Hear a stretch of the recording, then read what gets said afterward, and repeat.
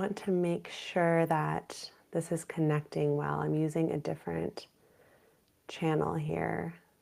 I actually don't see you guys. Let me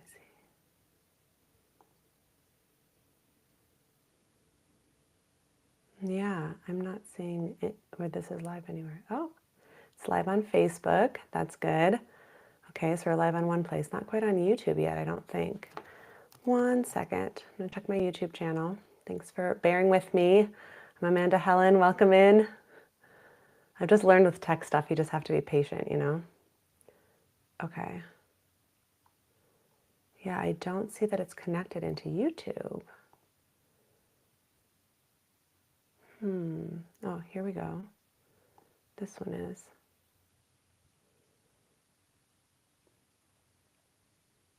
Yes. Okay. Hi, everyone. Okay. There's one of the, I don't know, that's weird. Sorry for all the technical issues, you guys. I am live on Facebook and YouTube right now. I'm using a new software system, so I'm getting used to this setting. And if you're tuned in, wherever you're at, just let me know. You can type in the chat. I want to talk today about the fear of being seen. And this is something that has come up in past live streams. And it's relevant to everybody. It's especially relevant, I think, to women. I hear that a lot, to performers. It can be really relevant to anyone who wants to, be seen deeply seen by somebody in a relationship of any kind, by friends, by family, by a loved one, in a romantic partnership. It could be relevant to human design projectors. I know I have a lot of projectors who follow my channel, and the whole point of, being a projector and being in strategy and energetic alignment is to glow so that you can receive invitations and receive invitations into things. So I want to talk about that today, like why maybe, and then also address some reasons or like ways in which you can address this fear. So say hi. Usually what I talk about is nervous system care. I like to talk about feminine embodiment. I also enjoy talking about how to work in a delicious way and self-development in general for women and human design projectors. So reasons of, this fear, when you think of fear of being seen, it's a fear, just in its essence, fear. And the reasons might include like literal safety, right? So if we've been in danger at any point in our lives, we might want to collapse in and to not be seen as a strategy to avoid danger. And this, this has a lot to do with nervous system care. So I wanted to name this one first. And like when I think of my childhood, for example, and I've said this before on my channel, is that I grew up with a father who was smart in so many ways. He was engaging in so many ways, but he was an emotionally and physically abusive alcoholic. So I remember before my parents got divorced, I have memories of hiding around my house as a strategy to not be seen by him and then avoid danger. So we might reflect on our childhood. Was there reasons why you wanted to avoid being in front of your caregiver, your parents, anyone else in the family? And then also maybe, for women, it can be dangerous to be seen, especially depending on where we live in the world, what time of day it is. These are things that being in female bodies, we often have to think about in a more stark way than someone maybe in a male body. So that's why addressing this for women is also really important. And then I think there's this fear of not being accepted, which is primal, because as we evolved in smaller communities, it was a survival strategy to be accepted by our community, by our tribe, and that's how we evolved as humans. So if for some reason we are seen in a negative light, when we are cast out, there can be a deep fear of judgment that comes up. Also being seen, depending on how many people that we're seen by, there can be a level of responsibility that comes with that, right? Are you seen are you seen by many people? And what you're saying and how you're acting and how you're presenting yourself carries weight. And so maybe if we're someone who wants to be seen on stages or in a leadership role or online in front of people, there's an avoidance of that responsibility. And I think this could come with some self-development work and feeling more stable and in integrity with who we are. Like doing work around that could help with that fear. Oh, great. Hi, Amber. I will be in and out of the live. Thank you so much for letting me know that you can hear me. I'm so glad that this new software is working. That's exciting because now I can also stream on Facebook too. So if you all are on my Facebook group, not group, my page, that's a way that you can interact with these too, which is kind of exciting. Okay, another reason why we might fear being seen could be like as we grow, as we evolve, and as we become the person to be seen in our light, to be deeply seen, to have our soul seen, there is a part of our personality, the ego, right? The wiring of conditioning that's happened in our brain throughout life.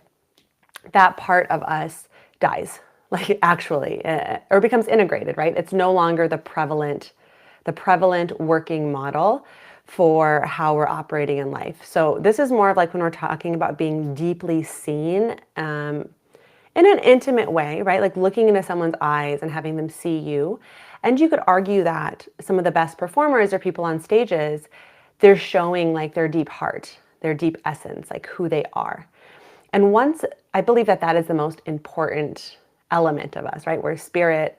This is the Science and Magic channel. So this is the unseen. This is the heart essence. This is beyond ego, beyond personality. When that part is deeply seen, the personality or the ego or that version of us that's been wired to survive, it integrates, it goes away, it ceases to exist. And that part of us will fight so hard to be around and to exist.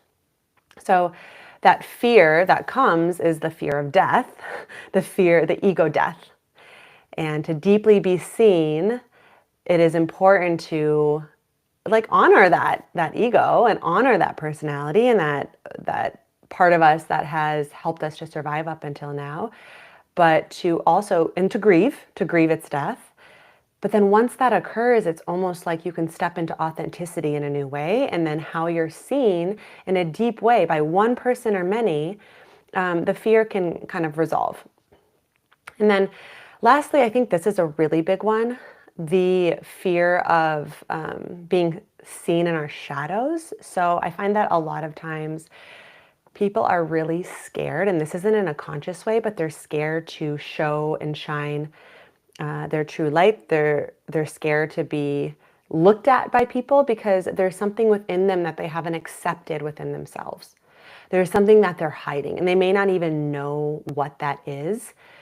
But if we don't want a part of us to be seen, if we feel shame, especially if we feel shame, if we feel embarrassment about something, it could be an aspect of personality, it could be something that we've done, then of course we're going to shy away. We don't want anyone to see that. And we know that if they look at us, they look deep in our eyes, if they engage in a certain way, that part will be seen. And there's fear in that because there comes back to the fear of not being accepted, the fear of judgment by others, and the fear of being cast out. So just to recap, I think some reasons of the fear of being seen, literal safety, right? So this like, am I safe to be seen in this external environment? Is my physical body safe? Which could stem from childhood, could stem from, like just being a woman. It could stem from being cast out by the tribe. And then it also may come with a level of responsibility that we're shying away from.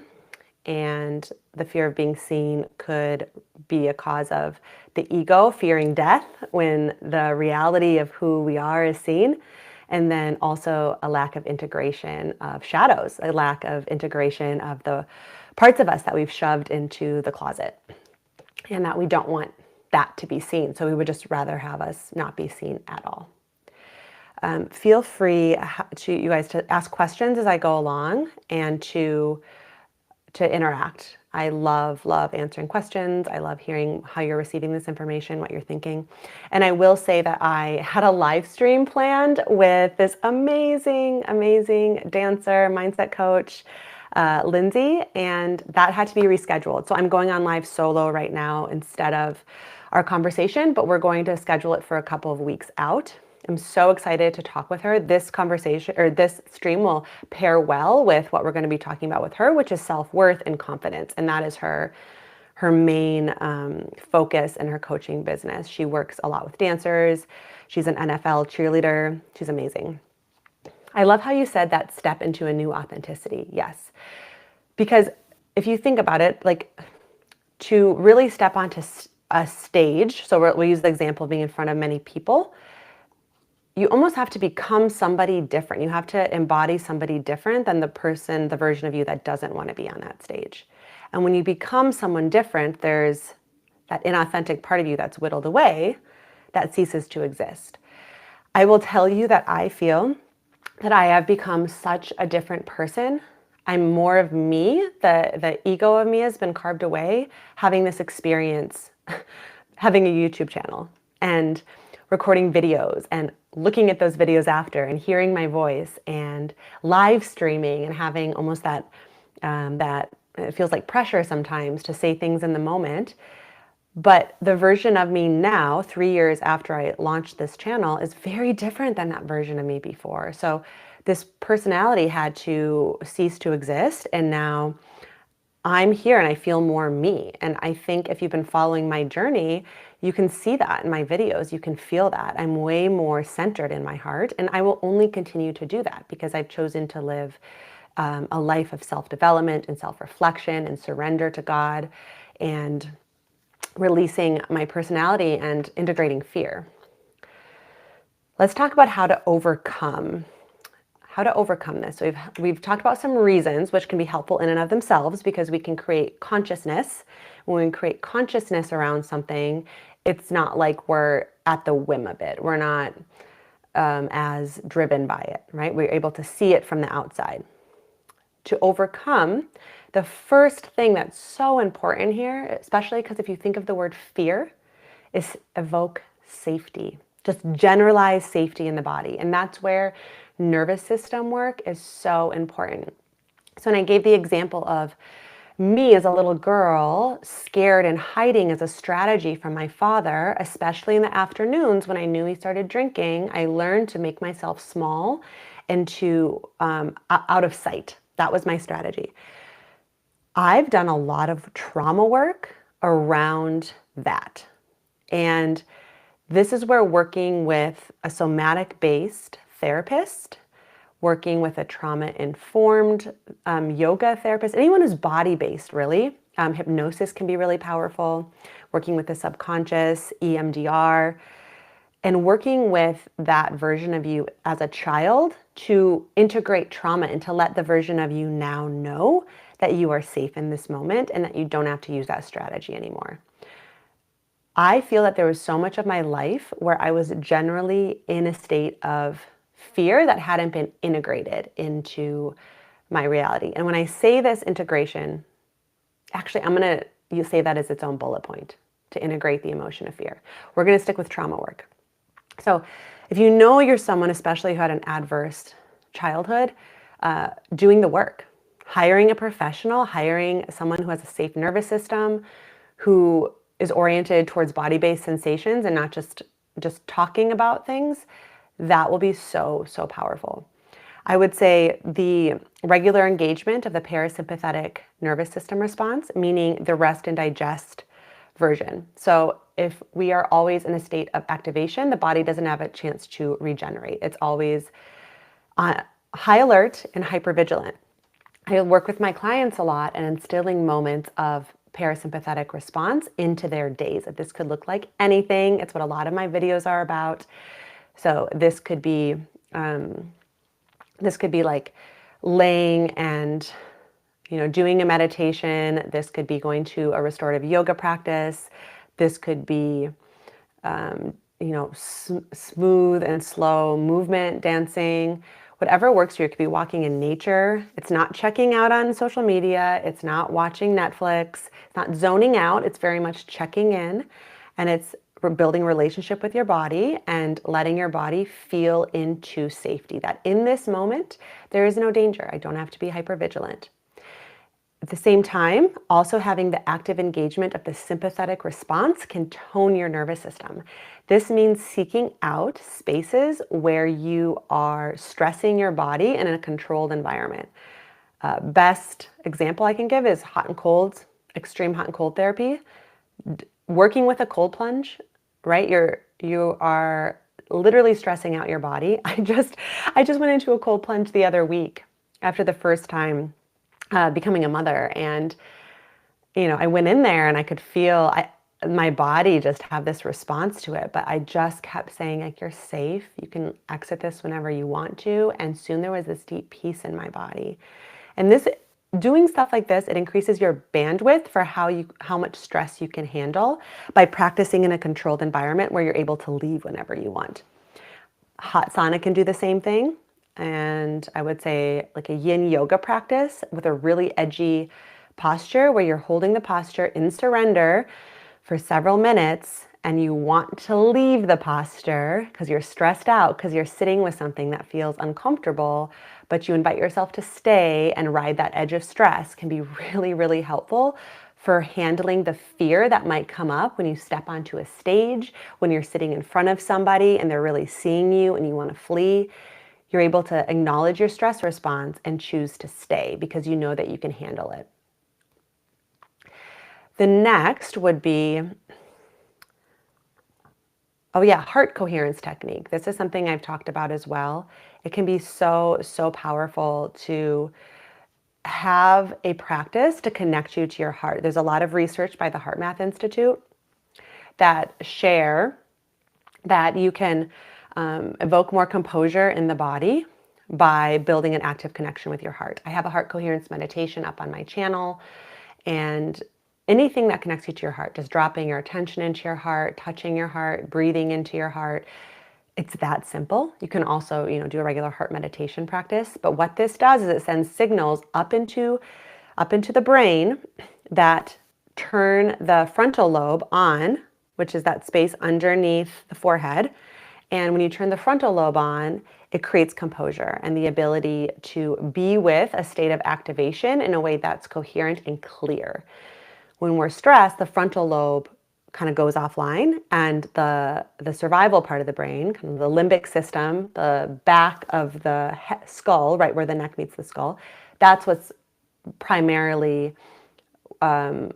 informing our decisions, and in a very reactive way. But if we drop the attention into the heart, the frontal lobe goes on. And then in these moments where we're feeling activated, like these examples I gave earlier, where you step on a stage to public speak, if you're a performer, to perform in whatever way, if you're a professional athlete, to run your race or play your game, if you're sitting in front of someone you really like and you're scared to be vulnerable, drop your attention into your heart.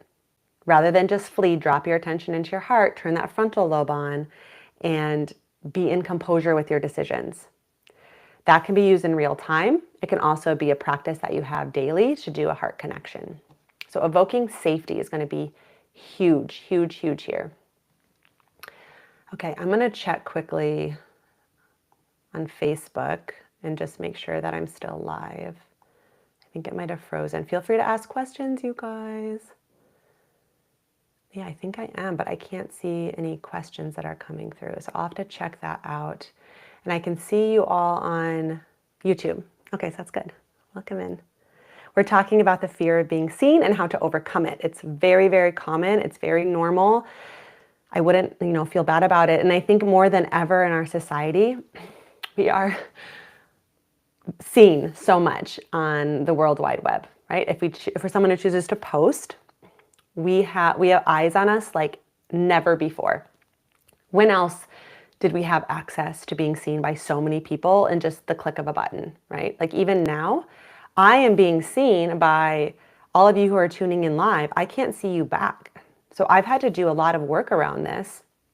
And Self-love is a really big part of this, right? Like loving yourself no matter what the external world, like what happens in the external world, what the comments are, what the judgment is, and stepping into that sense of agency and confidence and integrity. And we'll be talking about that in the live stream with Lindsay in a couple of weeks. So stay updated.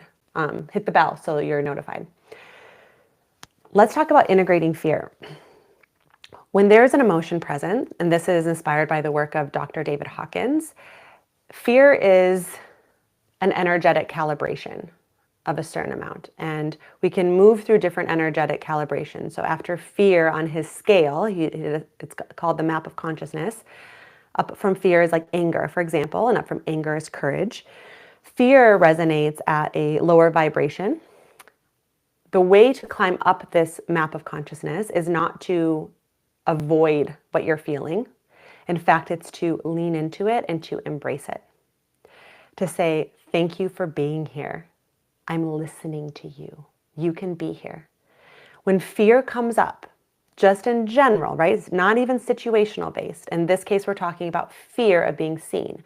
So let's say you're about to step onto stage and public speak. Let's say you're about to share like your genuine feelings with someone that you care about. Fear arises. Okay, so track it. What's happening? Heart is beating fast, butterflies in stomach, and my breath is shortening. And rather than avoid that and say, oh, I don't want this to be here, you say, hi, fear. I see you. I feel these sensations. And I'm going to breathe with it and let it be there. In fact, Dr. Hawkins says to say, invite more. Give me more. Run into the thing that you're avoiding. And what happens is that emotion then integrates, and it's almost like a cork that floats from the bottom of a pool or a lake and up to the top of the water. So naturally, then from fear, you'll move up to a higher vibration emotion, which might be courage, right? So maybe you go from fear and then you genuinely feel courage. His premise is that any situation that happens in our life is a result of an emotional state that is not yet integrated. So when I said that fear has been calibrated at my life for a long time, since childhood, there was a lot of fear I couldn't metabolize in my childhood. And I have the resource now, meaning the nervous system bandwidth, because I've done so much work to able to metabolize a lot of fear. And that's because I've had to lean into that fear, feel it, love it, let it be there, and then it integrates. It's amazing.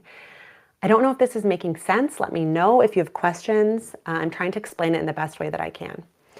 So fear in general, just integrating it will help you to move into different states. The next piece of this is just to get comfortable with fear. If you have a fear of being seen, I still do, you guys. I get invited to do public speaking because of the work that I'm in the self-development, educational field. And so I'll get invited to give talks in person. Live stream, I've gotten a lot better at it. That to me, that was its own fear for a while, because it is weird to be, I don't know who's looking at me right now. And to be comfortable with that, with no feedback, just me and the camera, took a different kind of practice. But now in person, I've done so much live streams that in person now will evoke fear still. And I get lots of compliments about, how good of a public speaker I am, things like that. But when it comes to stepping on stage, now I just know that fear is probably going to be there. And it's not like right in the moment before I step on stage, I can do it. I just guided you all through where you're tracking the sensations. You can do it a little bit, but you're not going to do a full meditation and sit with fear for, several minutes, hour, whatever. I just let it be there. I say, you know what? I'm nervous and it's okay. I'm going to do this anyways. And I guess that's courage. You could say that would be courage. Okay, I'm seeing that I have 3 comments, 3 chats. Okay, makes perfect sense. I love every word. Awesome. Okay, and then I would say the other piece of this is to detach from what outcomes you want. So when you are seen, how are you seen, right? And you guys can also type examples of this. Like, in what way are you scared of being seen? Like, what situations, what scenarios? I'm giving some examples I can think of in my reality, but I would love to know, in what way are you scared to be seen? Like, how is that blocking you right now? Where are you avoiding shining your glow? And, if you detach from outcomes, so I'm thinking in this example of, I record a live stream and I want this much engagement, or I want only positive comments, or I want my following to grow this much. Well, then there's this grasping like into the future and a wish for something versus just allowing the moment to be what it is and being in heart space and in flow. And they say that fear and anxiety is a projection into the future. That's what I've heard, at least. If you detach from what's coming in the future, then that anxiety lessens. What will people think of me? I hope I don't get any negative comments. Or if you're, scared if someone truly sees you, we're going to talk about shadow integration next, and they'll leave you. I know this is a big ask, but what if you lived in such a surrendered state where you just share to be seen, and you trusted the outcome of that sharing because you're doing so from authenticity. You're being seen in your authenticity. So you know that anything that results from that is a ripple effect from your authentic sharing, from being seen in the most authentic way. And if you detach from whether or not that person stays or leaves, then you'll show up, and then that fear, because you're not scared of an outcome, will lessen, and you can show up in a deeper way.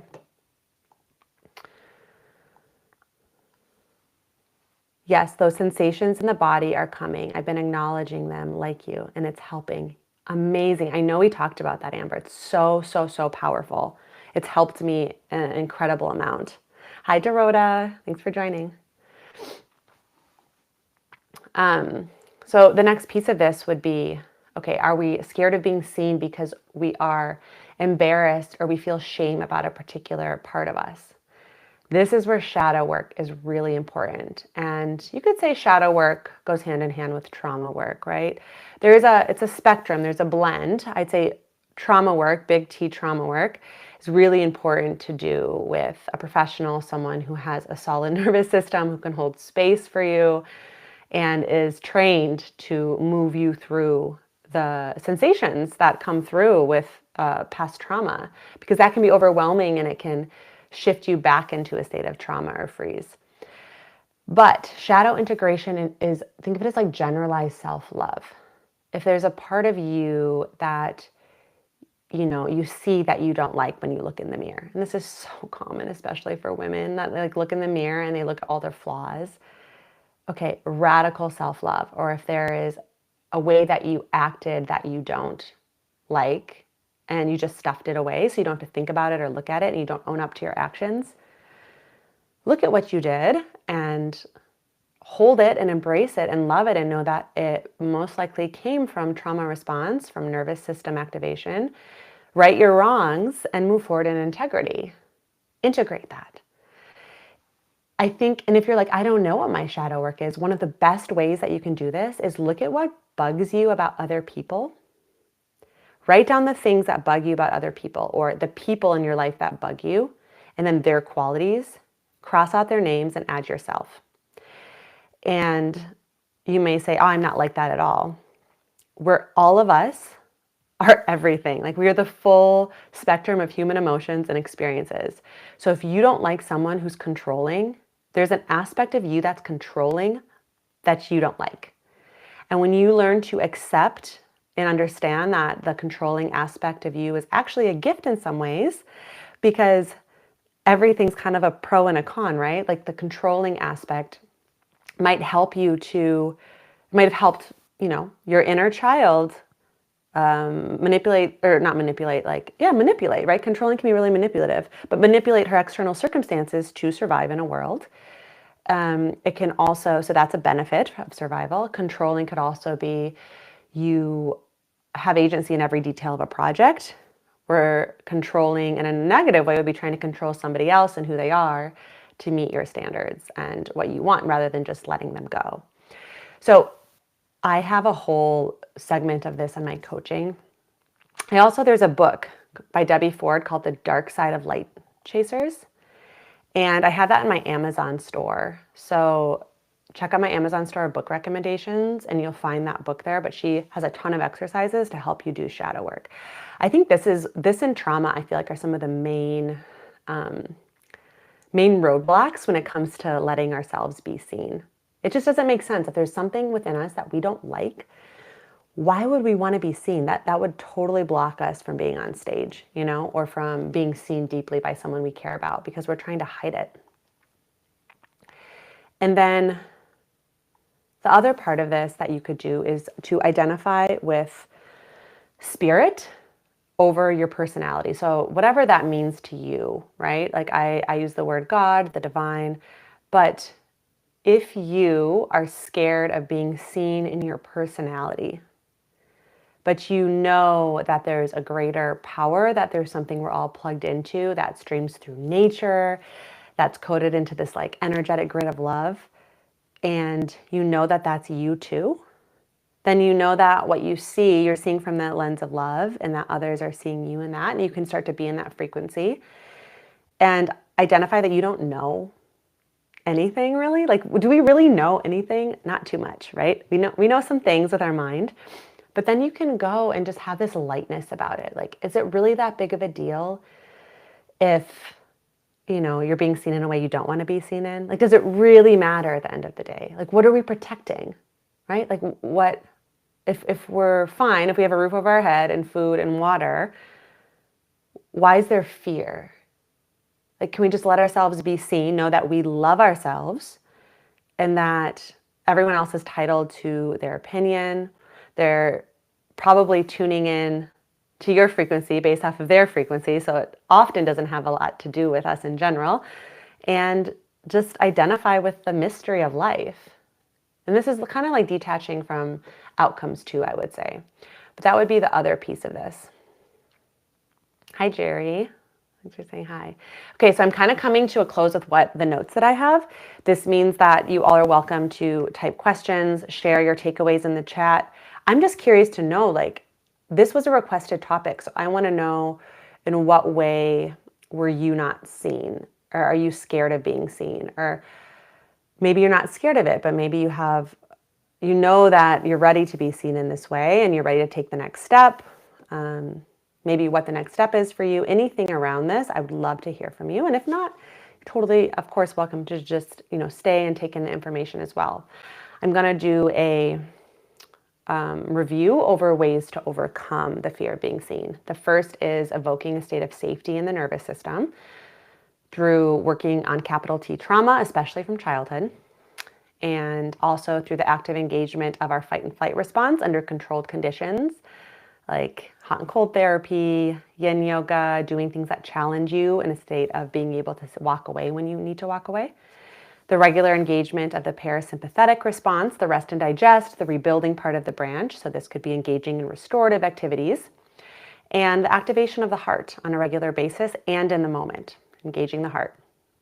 You can also get comfortable with the presence of fear. So letting fear be there, not waiting until you're not scared to do something. Integrating your shadow.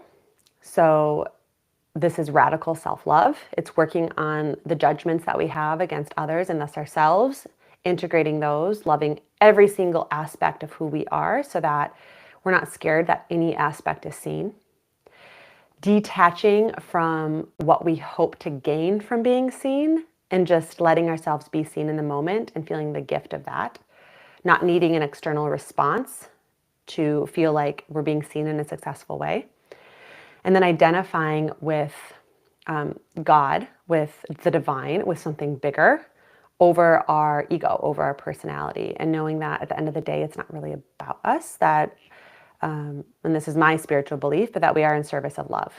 And that if we show up in our best agency in love, and there's responses that are less than ideal after that, that it's okay, that everything is just held in love. Oh, and then also metabolizing the sensations of fear in general, just letting fear be there, leaning into it, feeling it, letting it integrate in the body, and then in that integration, letting it vent. I have a masterclass called Restore Your Sparkle, and the tagline is designed for overworked women. It's awesome. It's a general overview to nervous system care and what that means and how that is. I curated a embodiment kind of like playlist in there, playlist meaning practices for you to evoke more feminine energy and just get your palate wet with what the nervous system is, what the branches are, how it interacts with your, your work, things like that. Also, if you want even more of a deep dive, my Nervous System of a Goddess program, level 1, Soften, would be great. It's more in depth about the nervous system with more practices designed to be experienced over the course of a month. If you enjoyed this, please do like this video. That helps me so much. Let the algorithm know that this is something that you want to hear in the future, that could be shared with other subscribers, other YouTubers, other people on Facebook who have similar interests. And it's also good for you because then the algorithm knows that about you and can show other content that's similar. Thank you so, so, so much for being here, for engaging with me, for kind of sitting through the technical difficulties in the beginning. You're amazing, and I hope to see you in the next one.